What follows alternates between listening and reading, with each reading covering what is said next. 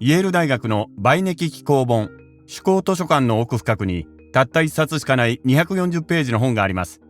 最近放射性炭素年代測定で1420年代のものと判明した羊皮紙でできた本には、手書きの丸文字、夢を描いたような手書きのイラスト、現実と空想の植物、浮遊する城、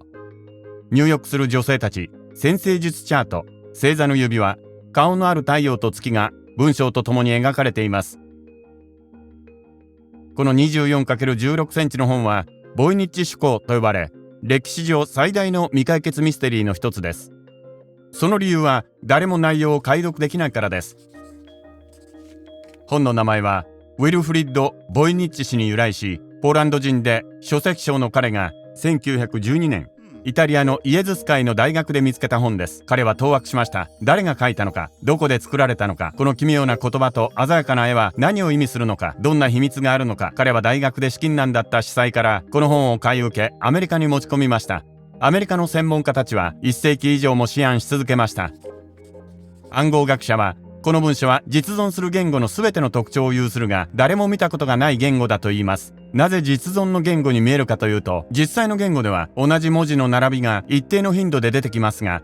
ボイニッチ趣向の言語でも無作為とは思えないパターンがあるのです。見える以上のことはほぼわかりません。文字はスタイルや高さに違いがあり、他の言語から借りた文字もありますが、多くは独自のものです。縦長の文字は孔子大文字と名付けられ、趣向は全体的に渦巻き状の美しい装飾で飾られています。2人かそれ以上の人によって描かれ、絵は別のグループによるものです。長い年月を経て、この趣向には3つの説が出てきました。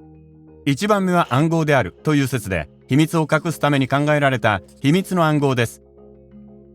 2番目は虚偽の文書で、金儲けのためにデタラメに書いた説です。中世のペテン師やボイニッチ自身が書いたという者もいます。3番目の説は、実存する言語だが知らない文字で書かれているという説です。中世の学者が新しいアルファベットを作って無文字言語に使おうとしたのかもしれません。そうだとすると、イースター島のロンゴロンゴ文字のようなものかもしれません。その文化が崩壊した今では読解不能です。誰も読めないにもかかわらず、人はこの本の内容を探求せずにはいられません。この趣向は新しい文字言語を作ろうとした試みだと考える人は、趣向を作った文化の知識が詰まった百科事典ではないかと考えます。13世紀の哲学者ロジャー・ベーコンが書いたという人もいます。彼は文法の普遍的法則を研究していました。また16世紀エリザベス朝の神秘家ジョン・ディーの作という人もいます。錬金術と占いをしていた人物です。少数ですが、イタリアの魔女たち、また火星人が書いたという人さえいます。100年の試行錯誤の後、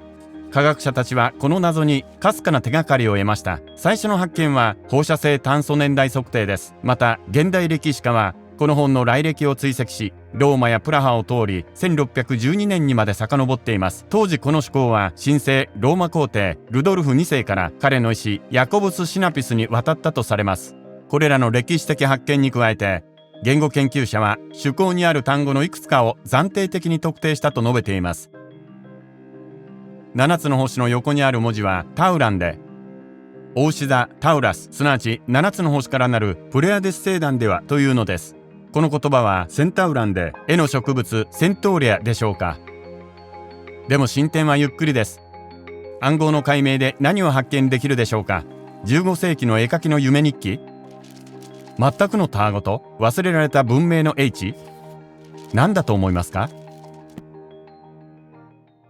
もっと学びませんか。これらのビデオを見て新たに挑戦してください。チャンネル登録をお願いします。あふれる好奇心を持って。